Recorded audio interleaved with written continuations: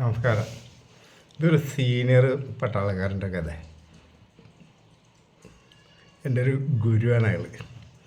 എന്തിൻ്റെ ഗുരുവാന്ന് ചോദിക്കരുത്.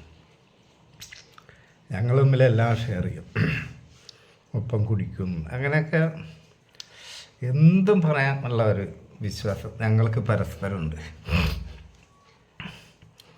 ഇയാൾ പറഞ്ഞൊരു സംഭവമാണ് എന്നോട്. അതായത് ഇയാൾക്ക് 30 കൊല്ലത്തിനടുത്ത് സർവീസ് ഉണ്ട്.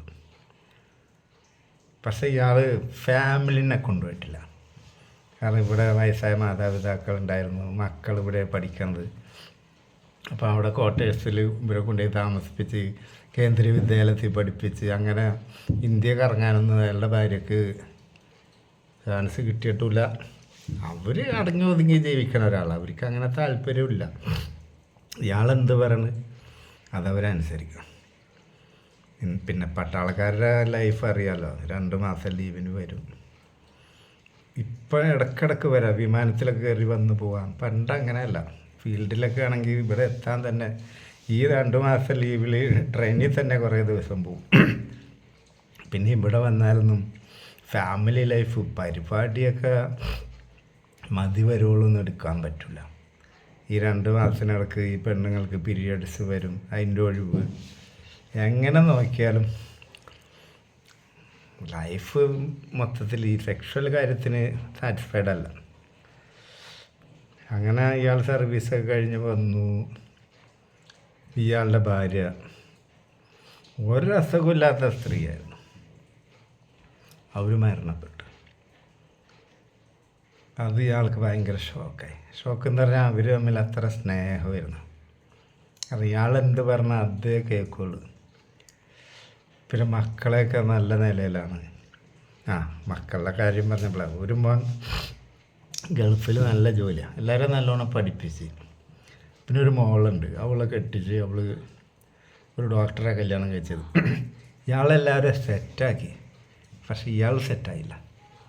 ഇയാളുടെ അച്ഛനും അമ്മയൊക്കെ മരിച്ചുപോയി, ഇയാളുടെ വൈഫ് മരിച്ചുപോയി, ഇയാൾ ഒറ്റക്കാണ്, നല്ല ആരോഗ്യവാൻ. അങ്ങനെ കഴിഞ്ഞ് പോന്നുകൊണ്ടിരിക്കുമ്പോൾ ഇയാളുടെ മകൻ കല്യാണം കഴിച്ച് മകന് വിദേശത്താണ് ജോലി, നല്ല ജോലിയാണ്. കല്യാണം കഴിച്ച പെണ്ണിനെ അങ്ങോട്ട് കൊണ്ടുപോയി.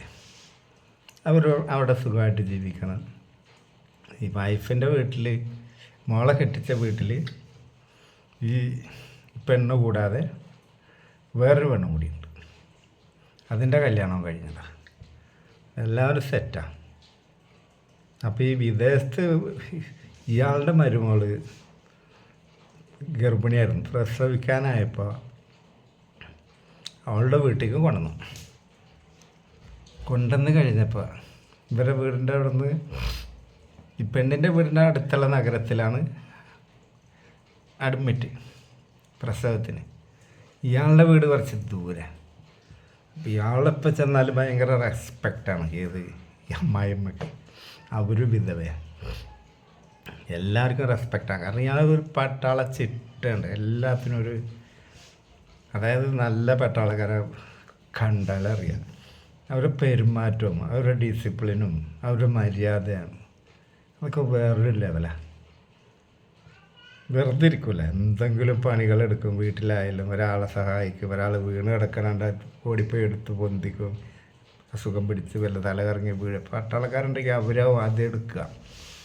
ഇതൊന്നും ഞാൻ പൊങ്ങച്ചം പറയല്ല, റിയലായിട്ടുള്ളൊരു ഫാക്റ്റാണ്. അപ്പോൾ ഈ പെണ്ണ് പ്രസവിച്ച്, അപ്പോൾ ഇവരെ വീട് കുറച്ച് അകലാണ്, ഭാര്യ വീടിൻ്റെ അടുത്ത് സിറ്റിയിലാണ് ഹോസ്പിറ്റലിൽ പെണ്ണുള്ളത്. അങ്ങനെ ഇയാൾ ഇപ്പോൾ കുറച്ച് ദൂരമുണ്ട്. അപ്പോൾ ഇയാൾ വന്ന് കുട്ടീനെയൊക്കെ കണ്ടു. അപ്പോൾ ആസ്പത്രിയിൽ അമ്മയും മറ്റേ മകളും മാറിയാണ് പരിചരിക്കണത്. അപ്പോൾ ഇയാൾ വന്നപ്പോൾ ഇയാൾക്ക് ഭക്ഷണം കൊടുക്കണം, പിന്നെ ഇവർക്ക് വീട്ടിൽ പോയി ഒന്ന് കുളിക്കുകയൊക്കെ വേണം. അപ്പോൾ എല്ലാ പരിപാടിയും കഴിഞ്ഞ് നോർമൽ ഡെലിവറി ആയിരുന്നു. അങ്ങനെ ഇയാളോട് ഇവർ പറഞ്ഞാൽ നമുക്ക് വീട്ടിൽ പോവാം, അവിടെ നിന്ന് ഫുഡ് കഴിക്കുകയും ചെയ്യാം, എനിക്കൊന്ന് കുളിക്കാൻ വേണം. അപ്പോൾ ഇയാൾക്ക് അകലം കൂടുതലല്ലേ, അപ്പോൾ ഭക്ഷണം കഴിച്ചിട്ടൊക്കെ പോകാമെന്നുള്ള കണ്ടീഷനിൽ രണ്ടാളും കൂടി പോന്നു. ഇയാളവിടെ സിറ്റ് ഔട്ടിലിരിക്കുന്നുണ്ട്. അപ്പോൾ പറഞ്ഞ ഉള്ളിൽ കയറി ഇരിക്കാൻ പറഞ്ഞ ഉള്ളിൽ സോഫമേലിരുന്ന് ഇവർ പോയി കുളിച്ച് സുന്ദരിയായി മുടികളൊക്കെ അഴിച്ചിട്ട് വന്ന്. അപ്പോൾ അവർ നല്ലൊരു മുതല, ഞാൻ കണ്ടിട്ടുണ്ടവരാ. അപ്പോൾ വർത്തമാനങ്ങൾ പറഞ്ഞ കൂട്ടത്തിൽ ഭക്ഷണം അപ്പം പെട്ടെന്ന് ഉണ്ടാക്കി. അപ്പോൾ ഇയാൾക്കാണ് ഭക്ഷണ കാര്യത്തിലൊന്നും വലിയ ഇതൊന്നുമുള്ള ആളല്ല, പട്ടാളത്തിൽ അങ്ങനെ ശീലിച്ചിട്ടുണ്ട്. പെട്ടെന്ന് നെയ്ച്ചോറും ചിക്കനും ഉണ്ടാക്കി അങ്ങനെ കഴിക്കുക. അപ്പോൾ ഇയാൾ അവരോട് കാര്യങ്ങൾ സംസാരിക്കാം. നിങ്ങൾക്ക് താല്പര്യക്കുറവ് എന്തെങ്കിലും ഉണ്ടായിച്ചേ? താല്പര്യക്കുറവാണ്. എന്ത് താല്പര്യക്കുറവ്? അപ്പോൾ ഇയാൾ പറഞ്ഞു, വളച്ച് കെട്ടില്ലാണ്ട് പറയാം, സെക്സിൽ താല്പര്യക്കുറവ് എന്തെങ്കിലും ഉണ്ടോ? അപ്പോൾ ഇവർ പറഞ്ഞ് ഉണ്ടായിട്ടും ഇല്ലാഞ്ഞിട്ടും കാര്യമില്ലല്ലോ, എൻ്റെ ഭർത്താവ് പോയില്ലേ. ഭർത്താവ് പോയി, നിങ്ങളുടെ പ്രായം കഴിഞ്ഞു പോയിട്ടില്ല.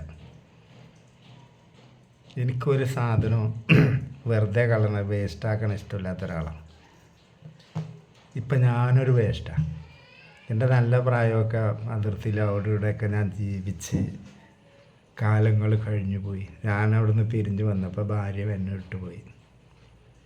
പിന്നെ നമുക്ക് ഈ വക താല്പര്യങ്ങൾക്ക് ഒരു ചാൻസ് എനിക്ക് കിട്ടണില്ല.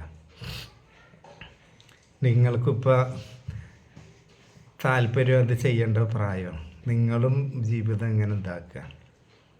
ഞാൻ നിങ്ങളോടൊരു കാര്യം പറയാം, നമ്മുടെ മക്കളൊക്കെ നല്ല നിലയിൽ ആയി, വേറെ ഒന്നും പ്രശ്നമാക്കണ്ട. ഞാനൊരു മനുഷ്യനോട് പറയില്ല ഞാൻ നിങ്ങളെ ചെയ്തോട്ടെ ചോദിച്ച്. എനിക്കത്ര ആഗ്രഹം ഉണ്ടായിട്ടാണ്. കാരണം ഞാൻ ഒരു മനുഷ്യനാണ്. എൻ്റെ ചെറുപ്രായത്തിലും യൗവന പ്രായത്തിലൊന്നും എൻ്റെ ഇഷ്ടത്തിന് ഞാൻ ഒരു പരിപാടിക്കൊന്നും കഴിഞ്ഞിട്ടില്ല. ലീവിന് വരും പോകും, അവിടുത്തെ ജോലീൻ്റെ കഠിനഭാരവും ടെൻഷനും ഒക്കെ ആയി ഇവിടെ ഒരു റിട്ടയർമെൻറ്റ് സമാധാനത്തിന് വന്നപ്പോഴാണ് എൻ്റെ ലൈഫിൽ ഇങ്ങനെയൊക്കെ സംഭവിച്ചത്. നിങ്ങൾക്ക് നല്ല മനസ്സുണ്ടെങ്കിൽ ഈ ഭൂമിയിൽ ഒരു ജീവി അറിയില്ല, നമുക്ക് ബന്ധപ്പെടാം. എന്നാൽ സേഫായിട്ട് എത്ര വേണമെങ്കിലും നമുക്ക് തുടരാറ്. അപ്പോൾ ഇവർ കുറച്ചേരം അന്തം വിട്ട് നിന്ന് ഇയാളെന്താ ഇങ്ങനെയൊക്കെ പറഞ്ഞു. അതിൽ ഇയാൾ എണീറ്റ് ചെന്ന് തോളത്ത് കൈവച്ച് അതിൽ ഇവർ തല കുമ്പിട്ട് അതിൽ ഇയാൾ താടി പിടിച്ച് ഉയർത്തി നെറ്റിയുമ്പലും രണ്ട് കണ്ണുമ്മലൊക്കെ കണ്ണപ്പോൾ അവരടുത്ത് ഉമ്മ കൊടുത്ത് ലിപ്പ് ലോക്ക് ചെയ്തപ്പോൾ അവർ വില്ലിങ്ങാണ്. ഇയാൾ കുറേ നാളായാലും ഒരു പരിപാടി എടുത്തിട്ട് ഒന്നും നോക്കിയില്ല, എടുത്ത് കോരി എടുത്താണ്ട് കൊണ്ടുപോയി ബെഡ്റൂമിൽ. വൈകുന്നേരം ആവണം കൊടുത്ത്. എന്നിട്ട് ആസ്പത്രിക്കുള്ള ഫുഡൊക്കെ ഉണ്ടാക്കി രണ്ടാളും കൂടി ആസ്പത്രിക്ക് പോയി. എല്ലാം സർവമംഗളം. ഇയാളന്ന് തിരിച്ച് വീട്ടിൽ പോയി. പിന്നെ പ്രസവം കഴിഞ്ഞ് ഈ പെണ്ണ് 90 കഴിഞ്ഞപ്പോൾ തിരിച്ച് ഗൾഫിക്ക് പോയി. നോക്കാനൊരു പെണ്ണിനെ കൊണ്ടുപോയി ഇവിടുന്ന്, കുട്ടീനെ നോക്കാനും ഹെൽപ്പിന്. അവനത്ര നല്ല ഉദ്യോഗമാണ് അവിടെ. ഇയാൾ ക്ഷമയോടുകൂടി കാത്തിരുന്നു. എല്ലാം സെറ്റായി കഴിഞ്ഞപ്പോൾ ഇയാൾ ഭയങ്കര ക്ഷമയുള്ള ആളാണ്. 30 കൊല്ലത്തിനടുത്ത് പട്ടാളത്തിൽ ക്ഷമിച്ച് നിന്നു. നല്ലൊരു മനുഷ്യനാണ്. പക്ഷേ സെക്സ് മനുഷ്യൻ്റെ ഒരു ആവശ്യമല്ലേ. പിന്നെ ഇയാൾ സ്ഥിരം അവിടെ പോകൽ തുടങ്ങി. എത്രയോ കാലം. കാരണം രണ്ടാൾക്കും ഇത് ആവശ്യമാണ്. ഒരാളും പിന്നെ ഇയാളുടെ അടുത്ത് വരില്ല. പിന്നെ ഇയാൾക്ക് വരാൻ അധികാരപ്പെട്ട വീടും അല്ല. പിന്നെ കൂടുതൽ ആരെങ്കിലുമൊക്കെ ഈ ഫോൺ വിളിച്ച് പറഞ്ഞാലാണ് ഈ പ്രശ്നങ്ങളൊക്കെ ഉണ്ടാകുന്നത്. പക്ഷെ അവരുടെ ലൈഫിൽ അത് ഉണ്ടായില്ല. അയൽവാസികൾക്കൊക്കെ രണ്ടാളുടെ കഥ അറിയും. അങ്ങനെ കാലങ്ങളോളം അവർ പരിപാടി എടുക്കും. ഇയാൾ അതിനായിട്ട് വരും. ഇയാൾക്ക് ഒരു 1-2 കളി കളിച്ചാൽ പോരാ. അപ്പോൾ അയാളിത് എന്നോട് പറഞ്ഞിട്ട് എന്നോട് ചോദിക്കണം ഞാൻ ചെയ്തത് തെറ്റാണോ ശരിയാണോ എന്ന്. ഞാൻ അയാളോട് ചോദിച്ചു, മകൻ്റെ ഭാര്യനെ അല്ലല്ലോ കളിച്ച്, മകൻ്റെ ഭാര്യനെ കളിക്കുന്ന ആൾക്കാരുണ്ട് നമ്മുടെ ഈ ലോകത്ത്. നിങ്ങളൊന്ന് പോയേ. നിങ്ങൾ പറയല്ലേ ഒന്നും വേസ്റ്റാക്കാൻ ഇഷ്ടമല്ലെന്ന്. നിങ്ങൾ പട്ടിണി കിടക്കുന്ന ഒരാളെ സഹായിച്ചു കൊണ്ട് നിൽക്കുകയാണ്. അവരുടെ വിശപ്പ് മാറ്റിക്കൊണ്ട് നിൽക്കുകയാണ്. ആ കൂട്ടത്തിൽ നിങ്ങളുടെ വിശപ്പ് മാറുന്നുണ്ട്. ഏ? നമ്മൾക്ക് സർവീസിലുള്ള ആൾക്കാർ, നമുക്ക് സർവീസാണ് മുഖ്യം. നിങ്ങളടിച്ച് നമ്മളൊക്കെ എത്ര കാലം ജീവിക്കും? അല്ലെങ്കിൽ എന്താ ഇതിലൊക്കെ വല്ല കാര്യമുണ്ട്? ഇതിലെന്താ തെറ്റും ശരി? നിങ്ങൾക്ക് രണ്ടാൾക്കും ശരി എന്ന് മതി, അതാണ് ശരി. കാണുന്നവർക്ക് തെറ്റാണെങ്കിൽ അവരോട് മാറ്റെടുത്ത് പോകാൻ പറയും. നിങ്ങളിങ്ങനത്തെ കാര്യങ്ങളൊക്കെ എന്നോട് ഷെയർ ചെയ്യും, ഞാൻ നിങ്ങളുടെ ഒപ്പം നിൽക്കും. ഇനി കൂടിയാൽ നിങ്ങൾക്ക് അവരെ കെട്ടേണ്ടി വരും. തേങ്ങാക്കൊല അങ്ങനെയൊന്നും ഉണ്ടാവില്ല. ഇത് ചീത്തപ്പേര് അങ്ങനത്തെ ഒരു വകുപ്പൊക്കെ ഉണ്ട്. ഇതൊക്കെ എല്ലായിടത്തും നടക്കേണ്ടത്. ആൾ കൂടി വളഞ്ഞ് പിടിക്കണ കേസൊന്നും അല്ലല്ലോ. എൻജോയ് ചെയ്യും. നിങ്ങൾ ഇത്രയും നാൾ കഷ്ടപ്പെട്ടില്ല, സംഗതി പട്ടാളത്തിൽ കഷ്ടപ്പെട്ടതിന് ഫലം ഉണ്ടായൊക്കെ നല്ല പെൻഷൻ ഉണ്ട്, മാസത്തിൽ 5-6 കുപ്പി കിട്ടും, ജീവിതത്തിലൊരു ജെന്റിൽമാനായി നാട്ടിലും ഒക്കെ ഒരു നിലയും വിലയുള്ള ആളാണ്. ഒരു പട്ടാളക്കാരൻ റിട്ടയർഡായി വന്നാൽ അവനൊരു വിലയുണ്ട്. നല്ലൊരു സ്വഭാവമുള്ള ഒരാൾ, എല്ലാത്തിനും മുമ്പന്തിൽ അങ്ങനെ. അപ്പം ഇയാൾക്ക് ഈ ഒരു കാര്യം മാത്രമായിട്ട് എന്തിന് ത്യാഗം സഹിച്ച് ജീവിക്കണം? എൻ്റെ ചോദ്യം കറക്റ്റല്ലേ? എൻജോയ് ചെയ്യട്ടെ.